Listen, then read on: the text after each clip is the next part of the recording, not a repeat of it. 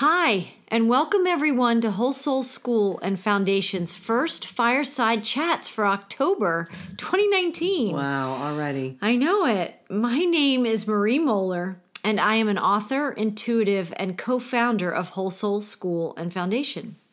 I am here with my co-host and co-founder, Lacy Frazer, who is a clinical psychologist by training and a practicing life and leadership coach and consultant today. We want to remind our listeners that the mission of Wholesoulschool and Foundation is to educate, enrich, integrate, and liberate the heart and soul in people worldwide. We also support projects and products that are specifically designed to educate, empower, and inspire people whose lives have been impacted by incarceration. Our teachings aim to provide hope, healing, and positive possibilities to people worldwide. So I first want to welcome you, Lacy, to the conversation today. Thank you, Marie. It's nice to be here. I know. I'm glad to be with you again and journeying this amazing life experience. Yes. And talking with our listeners and engaging this worldwide community. So with that said, I want to welcome our listeners, and I want to thank you all for joining us. And this month, we are going to be focusing on the theme, Awake, Alive, Aware, Living a Spiritual Life. So the question is, Lacy, how do we do that? How do we live awakeness, aliveness, and awareness of ourselves as spiritual beings living a spiritual life? Once we become more awake and aware of the positive possibilities we can create in our lives through the power of our thoughts, feelings, actions, and beliefs, we are often summoned from the inside out to find ways to sustain that knowledge and to live that higher consciousness and self-awareness on a daily basis. This will be the subject of our conversation today, and with all that is going on in our world right now, finding a more positive perspective on the upheaval, anger, lack, challenges, shifts, pain, and suffering that is visible in our local and global communities can go a long way in our becoming a more positive force, inspiration, and contributor of goodness that can help to create a better world for us all. So let's get into it. Let's talk about what it means to live a spiritual life. I just first have to say you really are the master of the commas and the sequence of amazing descriptors. I have always been a comma girl. Something about those pauses that call in a self-reflection. There's something really powerful in that. That is true. That's true. Me. You are very good at it. So welcome, everybody. And I'm excited tonight to talk about our living a spiritual life. Obviously, that is what Wholesoulschool and Foundation is all about and what we've been talking about for, going on 10 months now. And, when I first thought about this topic, I really asked myself the question, what does living a spiritual life mean to me? When, if somebody were to ask me, what does that mean to you? Or how do I live a spiritual life? And there's so many things that show me that I'm living a spiritual life. And there's so many things that I engage with on a daily basis that help me, really live in the flow of life. Mm-hmm. And to me, that's living a spiritual life. And I won't go into all that now because I think we're going to cover it later. But when I was reading about this, I came across, two people came kind of into my experience as I was thinking about what this really means and how we could talk about it. Yeah. And one of whom is one of my favorite people to listen to in the whole world, which is the Reverend Michael Beckwith. Mm. And he talks about the 4 stages of spiritual awakening And he has a wonderful, fairly short YouTube video on the 4 stages of spiritual awakening that I think is a very easy and simple and flowful way of describing kind of how we raise our consciousness over time as human beings. And the second thing that, second person that I came across was a woman named Mary O'Malley, who happened to write a wonderful article on the 6 levels of higher consciousness in Conscious Lifestyle magazine. And really what I think she did was she took part of Michael Beckwith's first 4 stages and added 2 more stages to it. And when I really read through these people's work, they just so eloquently described what happened to me, and I think to some degree probably what happened to you, as we awoke to ourselves as spiritual beings having human experiences. And I thought in reviewing these stages with our listeners, it would certainly be a fitting focus for today's conversation. Definitely. So I thought we could start with the definition of higher consciousness, because really when we're talking about being awake, being aware, we're talking about definitely a heightened awareness. And I think a good definition of higher consciousness would be helpful here. So higher consciousness is a state of elevated awareness and perception in which a person has a deeper understanding of the nature of reality, the self, and various spiritual aspects of life that play an important role in one's personal evolution and psychological development.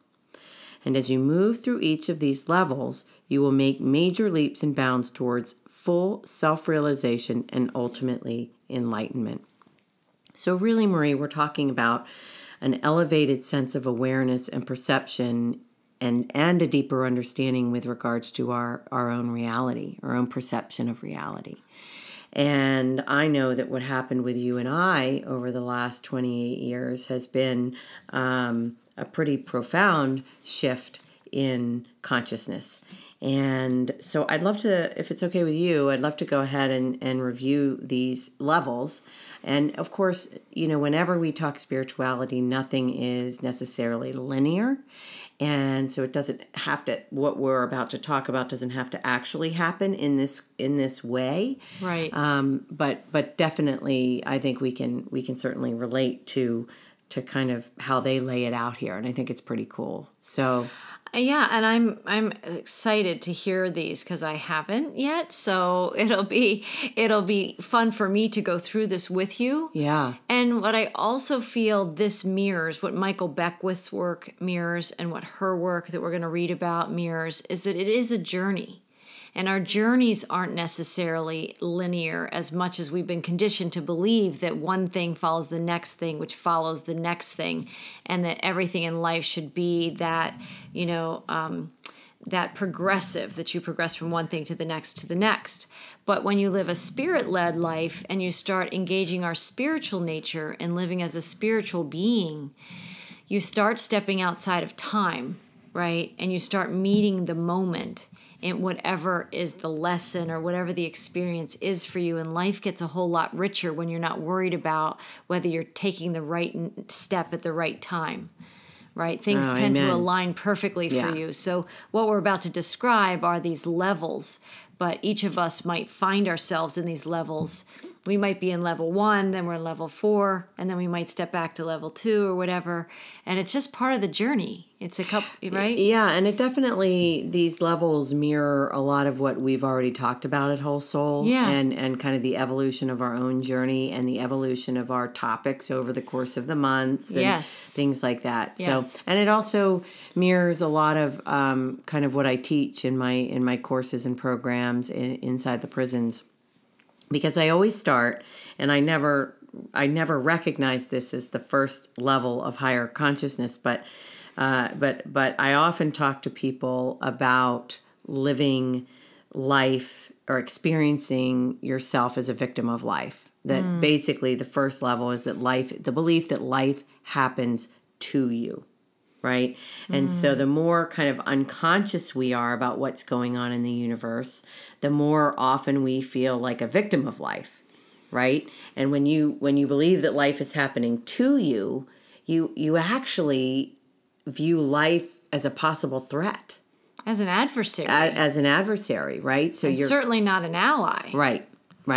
And you're prepared for anything, and you're expecting, right? Like things to come to you, things to happen to you. And if you're perceiving life as a threat, then what do we do? If we were on the battlefield and someone was coming at me, right? Well, first of all, we'd be full of armor. Yeah, right. Yes. We'd be nicely armored up. Right. Right. And very quickly in our lives, we learn that we need to have some kind of armor. So if we're on a battlefield, we've got all of our armor, and someone's coming at you. Right. Right. You've got your perceived threat coming at you. Right. You're ready to react. You're Right. ready to resist.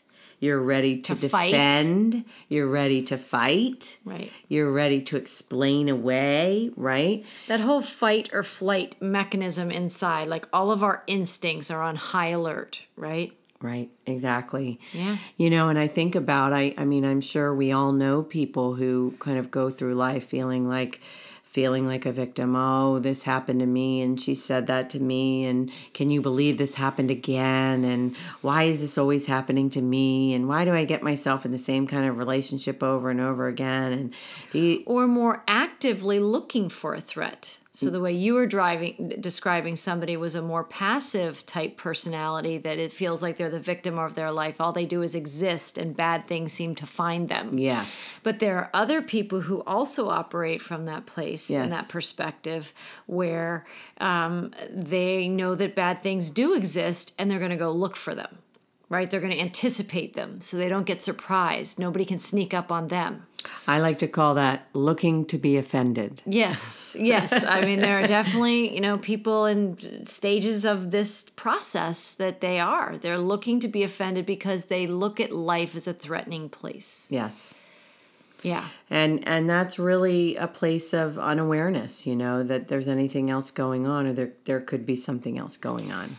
And I would add, from a spiritual perspective, from my perspective, is that's a deep sense of separation and aloneness. Yes. Because when you're not connected to anything more than just you, and anybody that's grown up with this type of experience where they didn't feel like their parents or their caregivers or their teachers or whoever it might have been, that they were their mentors and guides, didn't take care of them, they did feel the circumstances of their life mirrored to them that they were the only ones looking out for number one. And so some of us come into lifetimes like that, right? Yeah. And so we're not saying or denying that some people might have had circumstances where that was literally the battlefield that they were born into. And of course, that becomes the filter of our lives.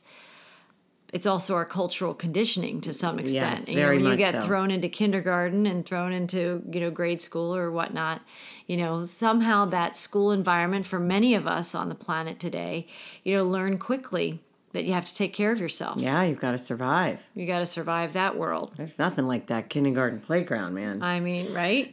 Yeah. I mean, sometimes it's fabulous and fun and fairies and frolicking, but it may not always be all that fun. And for some kids, very early on, they have to learn how to protect and take care of themselves. Yes, absolutely. Well, and I think that when you look at life through this lens, at least at this phase or this stage, it really does leave you feeling pretty powerless, right? Because you've given all the power to everyone and everything outside of yourself that you have to defend against. Right. And also it leaves you with very little motivation and purpose. If all your energy is going in the direction of defense and protection, you have very little energy to move into another level of personal growth and soul growth. Yeah. And I don't know what you would say about this. And for us, you and I had certain life circumstances that really challenged us and challenged our belief that we might be a victim of our life. Mm-hmm. Because and I'll say this as I know that moving into the second level of higher consciousness, which is called life happens by you. It really happens when you become too uncomfortable to live with the powerlessness, right? And you evolve into the belief that life is happening by you. So rather than being a victim of life, you start to believe you can control life. And there, when you move into that phase, there's a great deal of personal power that comes with this level of consciousness, because now you're taking your power back, we like to say, right? But people tend to get stuck there in that place of power. They've gone from feeling it's very attractive after you've been powerless in a world where we have a lot of duality and polarity and contrasts and opposites. We swing from having no power to trying to have all of the power, right? Yes, and some would say this is a necessary step in moving out of the phase of victimhood, right, in the first stage. But the problem is that people tend to get caught there. Like I said before, men try to control women and vice versa. Religions try to control the masses. Countries try to control other countries. The majority of people try to control others who are not like them. Whether it's a different skin color or, sexuality or dissimilar religions, and most of all, we try to control ourselves, hoping to make ourselves be what we think we should be. So there's an enormous amount of effort in this phase of higher consciousness. Really, basically, the storyteller or us believes that in order for anything good to happen, we have to make it happen. We have to drive things to happen. We have to control things to happen. Right. But believing that we are in charge of our life, we try to create a reality rather than show up for reality. Wow. And that's a big thought. And I think you and I have had several experiences. I know I can speak for myself that I tend to be sort of a little bit of a powerhouse of a personality anyway. So really? So, the issues of control and controlling my reality and pushing through things and making things happen, I've been pretty good at that. But it's also gotten me into, I don't know that I want to say trouble, but it's created unrest and unbalance. And well, we've both experienced individually and together that just because you can create something doesn't mean that you should. And so when we swing from that place of being the victim of our lives and being alone in our lives and feeling unsafe and unprotected in our lives, right, to this feeling of, I'm the creator of my own domain in some way and I can make anything I need happen. We almost get intoxicated with having a certain degree of power, and then we think we can do anything we want. And sometimes we do things just because we can, whether or not we should. And I think you and I have had a few rounds of that together, which has been interesting in the journey. I don't know if you want to talk about that, but we certainly journeyed it. A good example for this conversation today would be when we first met, one of the things that we always knew we were going to do, and this is like almost 30 years ago, okay, to our listeners, within the first few months of meeting, not even awakened at all to our sense of spirituality and our sense of being spiritual beings, having a human experience, we both had this insight or this intuition that we were going to create this center. And for many years, no matter all the other things that we were doing in our lives, whether it was finishing our education or starting a family or whatever, we thought that we were going to find land and we were going to have this center. And so at a certain point in our journey together, at least 15 years back, we just decided that we were going to start to make that happen, right? And so, little by little, we had many rounds of thinking we'd found the property, or we found the land, or we'd found the center that could finally start to help us, create our offerings in the world and launch to a bigger level. And we had many experiences of almost making something happen that was never quite right. I give an example just as a metaphor that people can understand, but if you try and squeeze into a shoe 2 sizes too small, right? That's just like forcing your foot, or like Cinderella, who like all the other women in the village, if people remember that, trying to fit their feet into the glass slipper so they could claim to be the princess. Yes. Right? We kind of do that. We sort of glass slipper ourselves into pushing into the lives that we think we should be having, whether it's a job or a relationship or money or just something that we feel like we should be having that isn't coming in a flowful way. And we're just going to make that happen. And a lot of the, films, we talked about The Secret, and there's many films and books about manifesting today, envisioning the life that you want.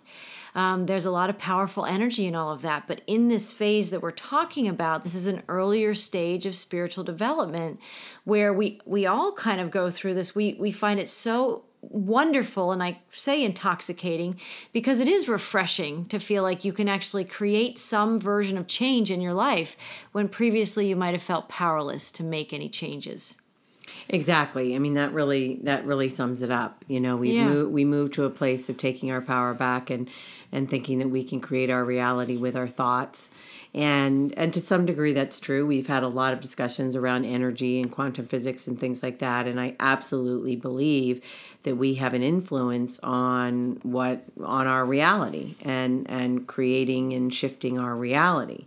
But what is cautioned in this phase really is that we can do it so much that we can really become fearful of our thoughts. I shouldn't be thinking this way because I'll manifest this in my world, or and it can also cause us to feel shame for we've thought these things, we think we're manifesting something, and then it doesn't happen, and we get disappointed for not being able to create something we really want. Exactly. Right? And then it probably reinforces, or that's that where we were talking life isn't linear.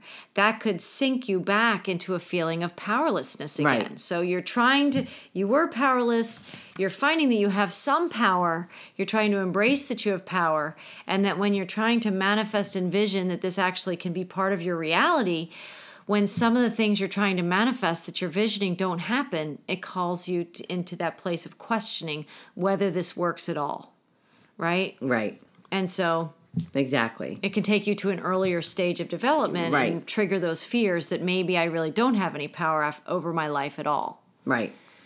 Yeah. Or another thing is, you eventually can begin to see that all of your reacting and controlling hasn't brought you the ease and joy that you longed for. And right. So instead of being the victim of your life or needing to have it be a particular way or controlling it, which is sort of this endless struggle, you begin to have an inkling that maybe there's something different, that maybe life is something to be listened to. Okay. Life is something to open to, right? And we move into the third level of higher consciousness, which is life happens in you. So this is where you really start to, evolve to the next level. And at this level, you begin to realize that most of the time, rather than experiencing life, you think about it and seeing only the thoughts in your head. And when you experience life through your thoughts, you stop experiencing it as it is. Now, this is a deep one. Yeah. Okay. Yeah. So when you experience life through your thoughts, because we're big thinkers, right? We're born and bred thinkers. You stop experiencing it as it really is, because you're experiencing it as your thoughts are experiencing it. And as you think it should be. Well, and it is in this phase that you also realize that your suffering doesn't come from the experiences of your life. Instead, it comes from the stories about what is happening. So it comes from inside of you. So I think the point is that you start to realize that when we say life happens in you, you awake to the knowing that it's actually you who's experiencing life and telling a story about it, and it becomes that. That's what we tend to manifest when we start to become aware that life is moving through us, and then all of our thoughts are creating that. Are you asking me it as a question? I'm not sure. I'm just trying to take it in with all the listeners as well. But that's a complicated stage. So life happens in you, right?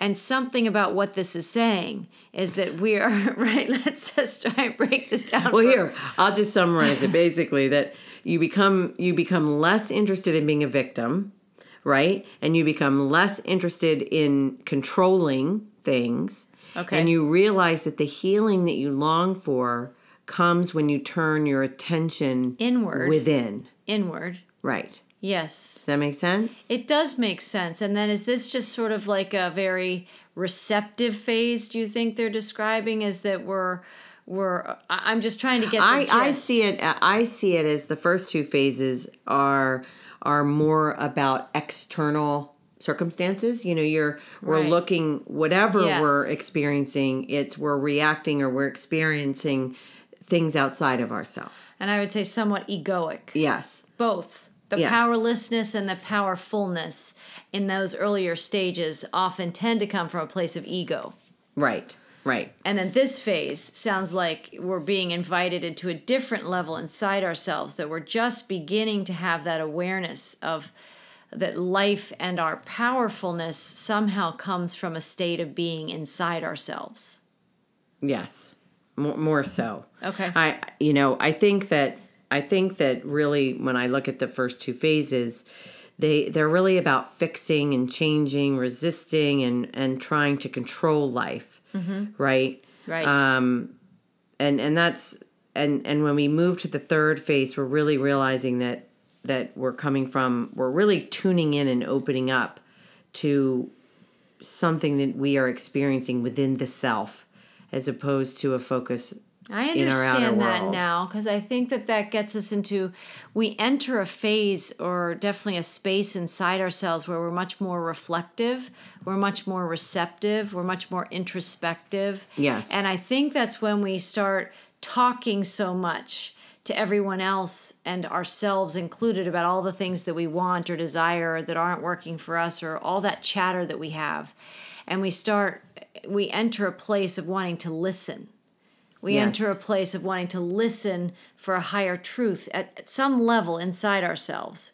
Well, and I feel like there's a receptivity that happens. Absolutely. And I would say, I mean, I'm interjecting this, but I would say this is the level when we hit this sort of third level. This is where we're really tuning in also to our intuition. Yes. And we're tuning into our inner knowing. We're not overriding our GPS system anymore, really. Right. Does that make sense? Yeah, it's definitely, and it feels like a very active, engaged inner listening part of the process, where we're learning how to listen to ourselves. We're learning how to listen for that feedback. Yes. Right. Exactly. So it's it's sort of a deeper experience. It's like the bridge. It is the bridge. And we start to pay attention to our motivations for doing things. Yes. We start listening for, is that what I really want? Or is that what I've always been told that I want? Right? Is that who I really am? Or is that something that everybody else around me reflected that I was? Right. We start to listen for that inner compass that you're talking about, that inner guidance system. Yes. And paying attention to our thoughts. And are they really mine? Are those things outside of me? Are they really coming from my soul, or are they coming from my egoic self and the world around me? Yeah, and maybe we start to value that. And this is more the sort of deeper journey to the authentic self at this time, is sort of what you're saying. Yeah. Yeah, absolutely. And so we move from this phase to the fourth level of higher consciousness, which is life happens for you. So the more you become curious about, what's happening rather than reacting and controlling, the more you come to a wonderful realization that your life is for you. So rather than life being something that is happening to you that you must control, you are realizing there are no ordinary moments, and that life is not a random series of events, right? This is really the stage in which you begin to understand that there is a higher intelligence that is unfolding, that is putting us in the exact situations that we need to in order to see and dismantle our former beliefs. This is, I would imagine, the phase in which we're experiencing a lot more synchronicities and synergies with other people. We start to use language like, there are no such thing as coincidences. Right. We're really... Everything happens for a reason. Everything happens for a reason. And life becomes your ally, whereas before it was your adversary. Absolutely. Mm-hmm. And you start to really realize that, you know what, life knows what it's doing. Right. You know? There's an infinite intelligence in this thing called life. And I'm part of that energy. Right. And no longer do I believe that life is, is something that I have to mold or shape into what I want it to be, right? Mm-hmm. I just show up. I show up for life exactly as it is. And it shows up for me. And it shows up for me. Right. In all the highest good ways that it can. Right. And when you start having that feeling inside yourself in the third level or the third phase we were talking about, when you go within, mm-hmm. and when it's happening for you, right, you start to shift your energy even about life. And that's what also, we've talked about this in other podcasts, but when you partner with life, life partners with you, and more of the magic comes and it becomes easier. Yeah, I mean, this is probably one of my most favorite. This is actually when I started thinking about writing the blog for this mm-hmm. Month. Yeah. This is actually the part of how I experience life now, and it makes me so happy because I have such a curiosity about the next day and the next moment, and I know that every day is full of such powerful moments, and I get to be awake and aware of them now, and that's what is just so amazing. Whereas before, when I was pretty unconscious and I wasn't aware. These things would be happening, and I would not connect the dots. I wouldn't see the magic. I wouldn't understand the unfolding that was happening. Well, and if anybody's talked about magic, you would think that they were, either on some kind of drug or, they were just crazy in some way, that could actually be true for anybody. That's just a fantasy world. Right. Right. And I was going to add to this phase, I don't know what other levels they're going to talk about, but I would say this is also the part when you do and you become aware that life is orchestrating itself for you, that things like our land or our center, you start to internalize and feel inside that it's going to find you, right? Yes. That you don't have to work to create it. You start to get in the flow that life is working for you and with you, and that what you need is going to show up and find you. And so the efforting that we have put in up until this point starts to leave our lives, and we don't work so hard anymore. Spirit is just flowing things to and through us in a way that makes life so much more easier. And this is where you look at people's lives. They look like they live that charmed life because they are. Right. Because they understand this principle. They've gone inside and they've taken this energy and this awareness and this infinite intelligence inside themselves as themselves. Right? Yeah, absolutely. It's we forget that our natural state of being is a free-flowing aliveness. Right. And when that aliveness gets trapped in all of the conditioned, crap, so to speak, that's when our energy lowers and our joy dims and things like that. So there's one, I have to read this verbatim, this one quote. It says, "Remember, life is set up to bring up what has been bound up so it can open up, to be freed up so you can show up for life." That's awesome. Yeah, there was no way you were going to had to read that verbatim. Yeah. It was so good. You want to read that one more time? I do. How can you tell? Yeah.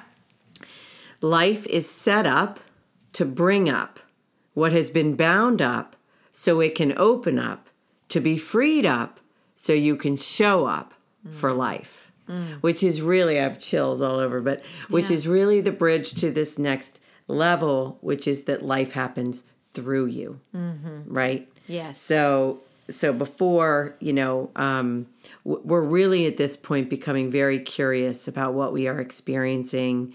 We're giving it the light of compassionate attention so we can let it go. We evolve into the next level of consciousness by allowing life to move through us, right? And this is where we really recognize that we can trust life. It may not always be likable. It may not always be fun.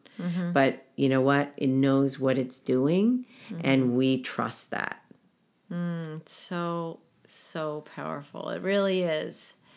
And you also start to, I don't know if they're saying this, but you start to tap into more of that interconnectedness, that interrelatedness, and the oneness that we are, in the sense that that's exactly nothing is random. Right. And everything that comes across your path, whether it's a ladybug or a raise at work or a car accident. Exactly.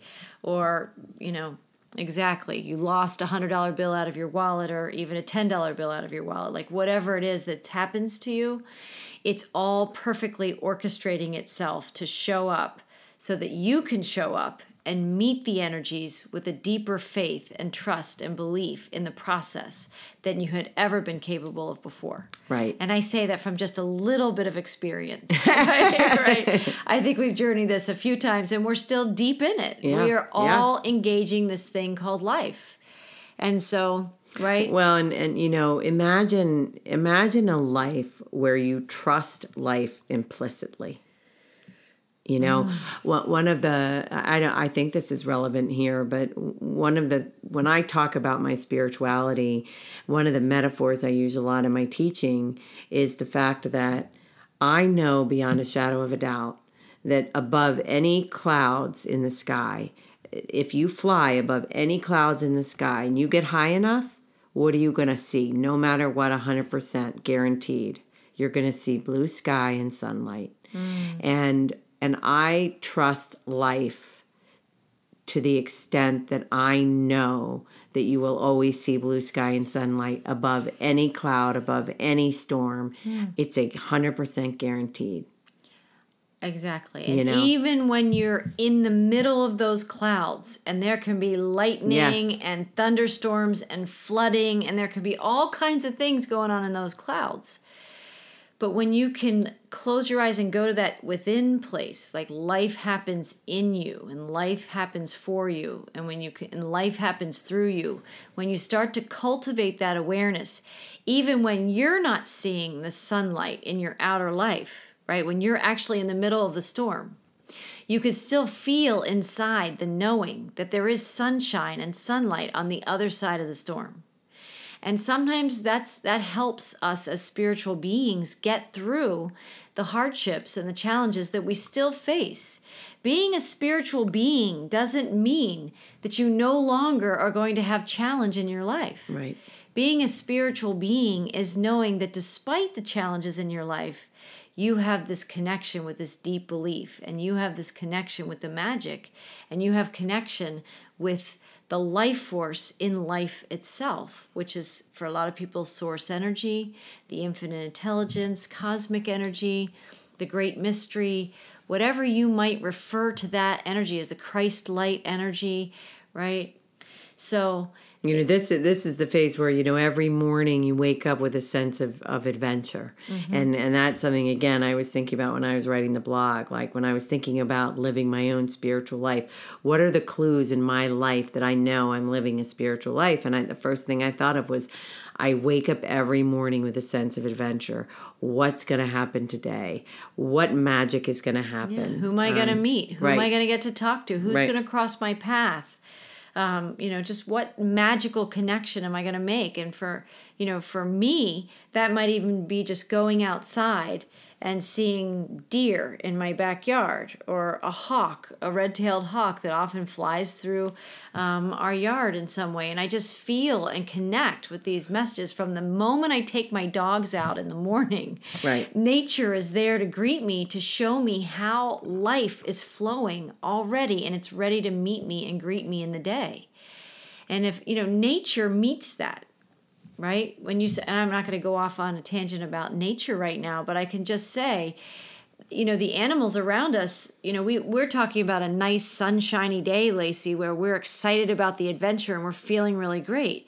But there are some days that we wake up and the clouds are right there before our feet hit the floor. Clouds being a metaphor of some kind of challenge or some heavier energy that we're working through at the time. And you see, I see nature respond to the clouds, the deer. When I know a snowstorm is forecasted in my area, I'm thinking I'm getting things ready. The salt trucks are working on the roads, right? And there's preparation. But I watch the deer And I watch the animals. They prepare to some degree, but for the most part, they're just in the present moment knowing that all's going to be provided for, right? They're not worried. They're connected to that pure, positive life force energy. Right. And they may get up a little bit earlier, or I see them huddling in the bushes or where there's more sheltering trees, right? And they're smart. They listen for where they need to be and when, but they're not worried or they're not trying to control it. They're just moving through it. Right. Right? With a certain degree of faith. And you can see that in their energy fields, right? And that's a reflection. So I see that all the time. And that mirrors to me. I pay attention. So when I go out in the morning and I do see animals on those days, when I see animals first thing, it's often a reminder of just how natural and organic the flow of life is. And in this particular phase, the flow of life through us, right, as creator beings. Yes. And another part of this experience in this particular phase is the feeling of deep gratitude for everything, for absolutely everything. Yeah. Right? I mean, this is really where we start to really know that everything that has happened to us, all the challenges, all the amazing things, it's all part of our journey back into life. Step by step, life is bringing us into higher consciousness and into the ability to be fully here for life, right? And so if we can be fully here for life, we can relax and show up for the adventure. Right.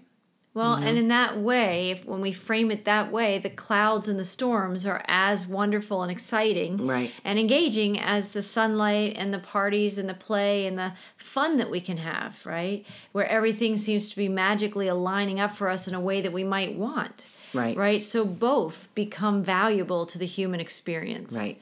Where I guess you could say the goodness and maybe not the badness, but the challenges of our life experiences all have a place inside us because they're all adding to the richness that life is.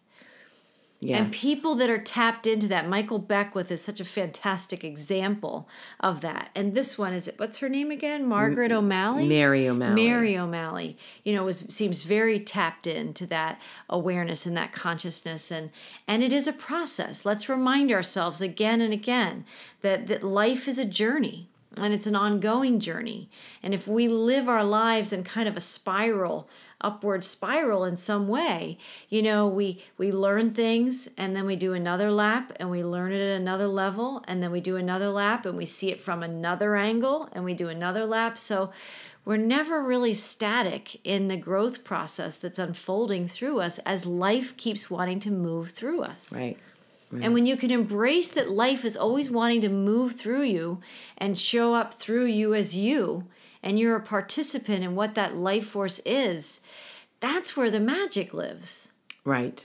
And that's exactly the point in which, if I can move us into the sixth and final level, it's really life is you. Right? Mm-hmm. So you're no longer a separate being within that life flow, right? Instead, you merge completely back into the creative flow of what we call life, understanding that everything, rock, person, cloud, molecule, ladybug, is you. You are life. And another sort of metaphor that I often use when I talk about this with patients or clients or whoever I'm working with is the feeling that, I always sort of say, imagine you're a fish in the ocean, right? Right. And I've probably used this before, but imagine a fish in the ocean and a fish can only survive in the ocean because it has water flowing through its gills. Okay. So, where does the fish end and the water begin? Yeah. They really don't. Right. They are one. They're one. They are one. They're one. And that's really the sixth level of consciousness when we experience ourselves. Yeah. Exactly. As life. Exactly. And that the breath of life. So when you're talking about that fish in the water, our air and our breathing, breathing air is an every moment's reminder that life is literally moving through us as well. And even though we're not in water like the fish, the consciousness is that life force is moving through you all day. I'm sure someone in our audience might know like how many breaths a person would take in an average 24-hour period, right? But just think, in every single inhalation and exhalation, that's the universe kind of winking at you and showing up for you, through you, as you, to show you that you are that living life force yourself. You're a living, breathing life force that has the power to not only create your own life, but to impact the world around you with whatever you choose to show up to be. And when you're a spiritual being having a human experience and you've awakened to that creative power and that creative life force that you are, everything is an adventure. And even the hardships, I have to say, we're going through some of our own the last few weeks, woven into some pretty amazing experiences too that we've had.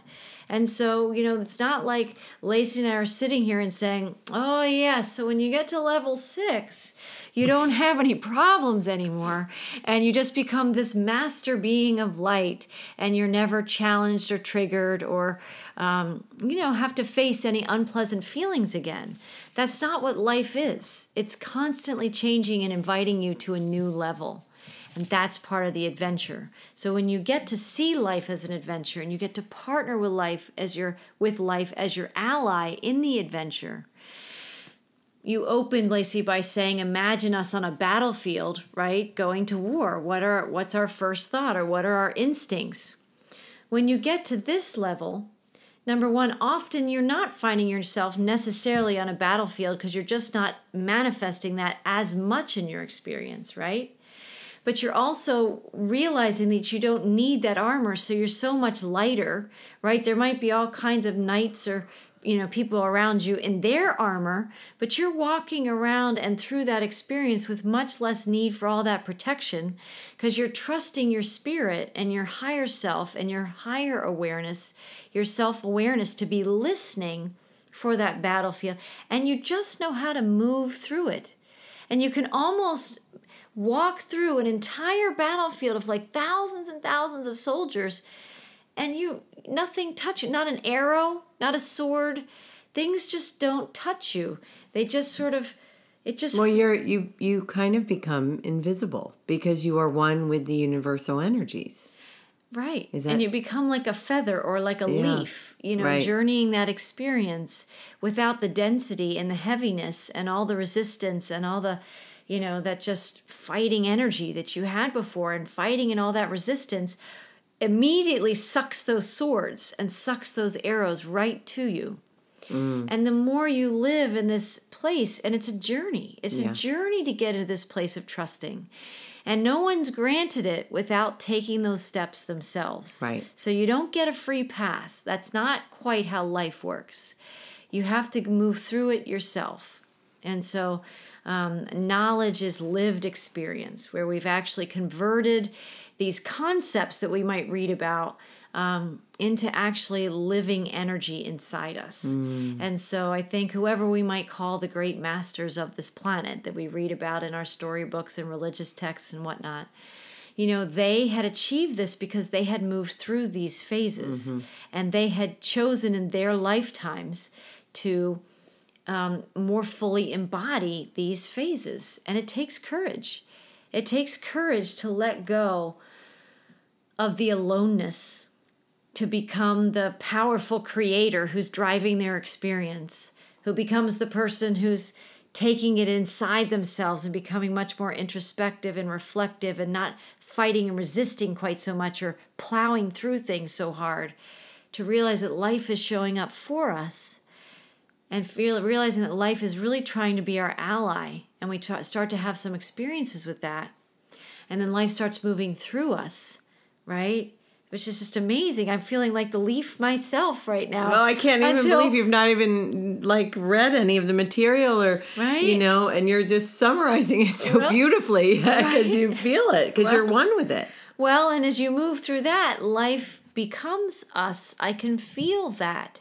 And when I'm saying that, and I've had a lot of experiences with all these phases, it doesn't mean that in the next hour or the next day or the next week or month that something isn't going to come into my experience that might invite me to try out level 1 or 2 or 3 again in some way and test out.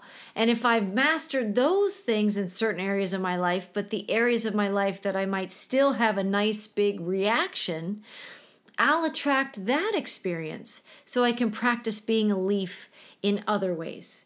Right? Because there's so many layers. There's just so many layers to our lives. And so we can become the master of one trigger and there's another trigger. It's like whack-a-mole. Yeah. It just shows up in your life to take you into these deeper and deeper places inside you so that you can spiral in that journey and realize that life is us, and then we can have another round on another spiral. And it just... in this way, from this lens, life is so much fun, right? It really, that's extraordinary. That's the hallmark of kind of getting to these higher phases, is when you can really allow that experience. And, Eckhart Tolle says, you are not in the universe. You are the universe, an intrinsic part of it. Ultimately, you are not a person, but a focal point where the universe is becoming conscious of itself. What an amazing miracle. Which really is kind of sums up everything you just said. We really learn that we are life. We are the universe. It is us, and it is such a magical, amazing experience. And it's a magical, amazing experience to be awake and alive and aware of it. Yeah. To be a conscious participant and receiver and ally with it. And so it's an extraordinary journey. We're going to be talking about this topic a lot this month with our guests. So in closing, I just want to say a big thank you to all of our listeners for joining us today. We each and all are invited to continue to cultivate this higher consciousness and greater awareness inside ourselves and inside ourselves on a regular basis. The world is shifting. All walks of life are seeking a better life. As Einstein would say, the thinking that got us into the problems and issues that humanity and the earth itself is presently facing cannot solve them from that same level of thinking. For it was that very thinking that at some level arrived us here at this juncture. We have to reach inside ourselves for some deeper truths, some deeper skills, and a higher consciousness that can in some ways quantum leap us into a new realm of collaboration, kindness, compassion, and greater unity, joy, and peace. It is time to grow our hearts, our souls, and our collective awareness in new ways. So we invite any of our listeners to join us in our second Fireside Chats podcast this month that will be focusing on this topic of living a spiritual life through a film presentation by Michael Beckwith called The Answer Is You.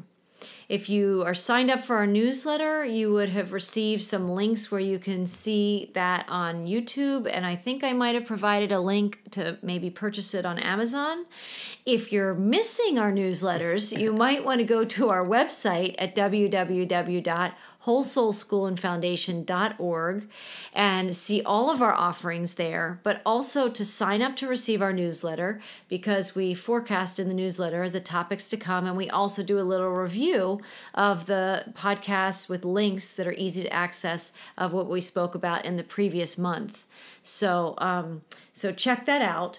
Lacy's going to have another amazing Transformation Talks episode on the 15th of this month with a mystery guest, because I've not been informed of who that might be, but I'm sure we're going to know real soon. So on the 15th of the month, please join us. And also Sue Wells, who's an incredible human being, a very talented soul, an amazing meditation teacher from New Zealand. She's going to be joining me again in a new Mind, Body, Spirit, Fitness podcast this month.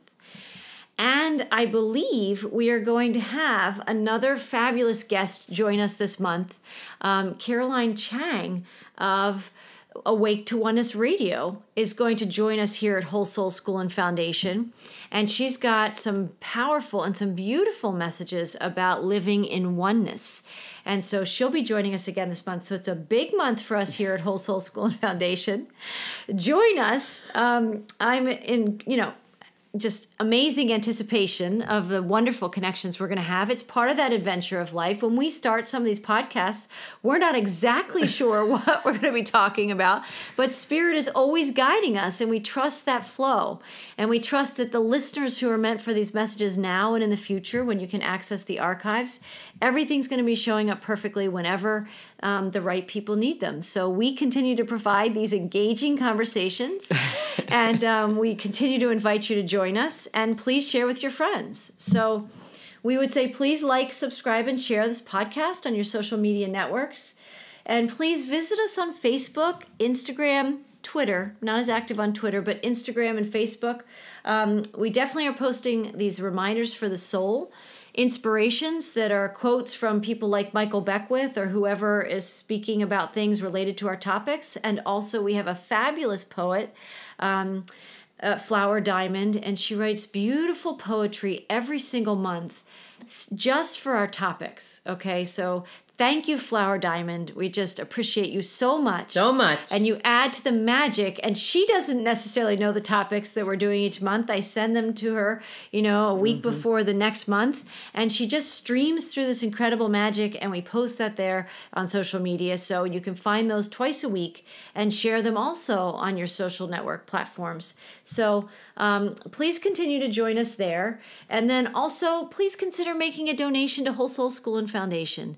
No donation is too small. We appreciate every person who donates one-time donations and also our sustainer donors, because that really, really helps us. Just with the monthly expenses that go out, we have sustainer donors that we know are helping to support us and to keep these messages flowing along.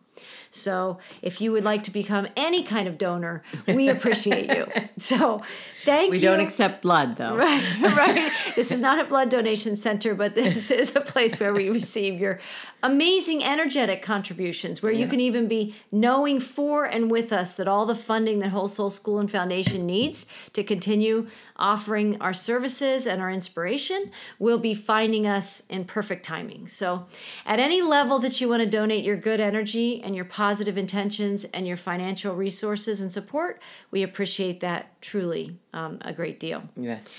So thank you, Lacy. Thank you, Marie. Thank you, Michael Beckwith. Thank you, Mary O'Malley. And thank you to our awesome Whole Soul School and Foundation audience and supporters. We will see you in the next few podcasts, and we hope everybody has a fabulous October. Blessings, everyone.